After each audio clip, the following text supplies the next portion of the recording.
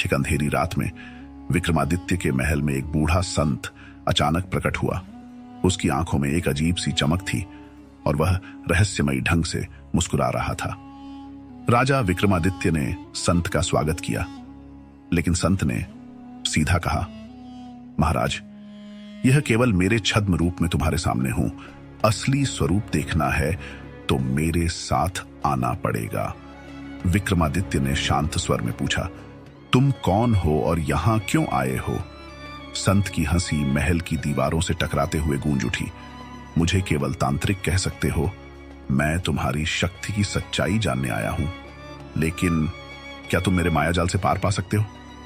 इस पर विक्रमादित्य ने हंसते हुए उत्तर दिया, तुम्हारे जादू के पीछे छुपी सच्चाई को समझने की कोशिश तो जरूर करूंगा। तांत्रिक ने एक काला धागा विक्रमादित्य को पकड़ाया और कहा, इस धागे को पकड़ते ही तुम मेरी दुनिया में पहुंच जाओगे। यदि तुम वहां से वापस लौटे तो तुम सच में महान राजा हो। विक्रमादित्य ने धागा पकड़ा और अचानक चारों ओर एक घना अंधकार छा गया। अगले पल विक्रमादित्य ने खुद को एक अनजाने जंगल में पाया। वहां सैकड़ों आवाजें गूंज रही थीं, मानो चारों ओर परछाइयां जिंदा हो उठी हों। तभी एक रहस्यमयी आवाज ने विक्रमादित्य को चौंका दिया, राजा विक्रमादित्य, क्या तुम जानते हो कि यह केवल शुरुआत है? विक्रमादित्य ने आत्मविश्वास से उत्तर दिया, शुरुआत हो या अंत, सत्य का सामना मैं जरूर करूंगा। पर तभी जंगल में से एक परछाई विक्रमादित्य की ओर बढ़ी और ठहाके लगाते हुए बोली, राजा, क्या तुम इस जंगल से बाहर निकलने का रास्ता जानते हो, या मेरी शक्तियां तुम्हें भी यहीं बंद कर देंगी? विक्रमादित्य ने उस परछाई की ओर नजरें उठाईं, जो धीरे धीरे घने कोहरे से बाहर निकल रही थी। उसकी आकृति धुंधली और डरावनी थी और उसकी हंसी का शोर पूरे जंगल में गूंज रहा था। विक्रमादित्य ने अपने आप को संयमित करते हुए कहा, जो भी हो, इस रास्ते को समझकर ही वापस लौटूंगा। परछाई ने धीरे से कहा, अच्छा, तो चलो देखते हैं तुम्हारी ताकत और बुद्धिमानी कितनी है। इस जंगल से बाहर निकलने के लिए तुम्हें 3 सवालों के जवाब देने होंगे।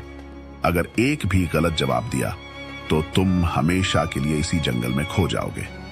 विक्रमादित्य ने आंखें बंद कर अपनी आत्मशक्ति को मजबूत किया और फिर बोला, पूछो, मैं तैयार हूं।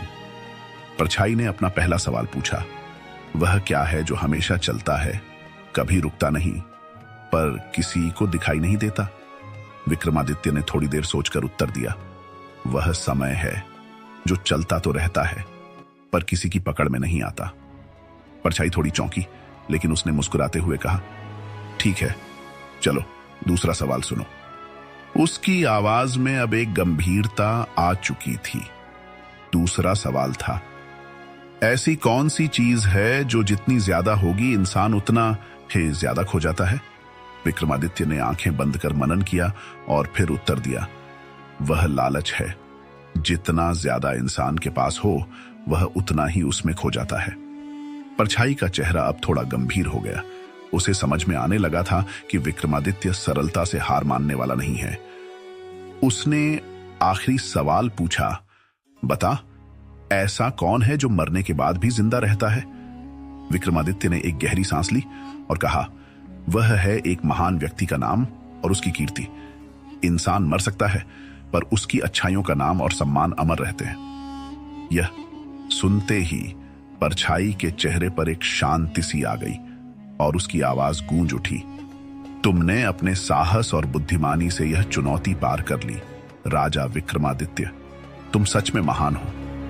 जंगल का अंधेरा धीरे धीरे खत्म होने लगा और विक्रमादित्य ने खुद को वापस अपने महल के दरबार में पाया। वहां एक गहरा सन्नाटा था, मानो कुछ हुआ ही ना हो। लेकिन विक्रमादित्य के मन में उस तांत्रिक और उसकी रहस्यमयी दुनिया की छवि हमेशा के लिए बस गई।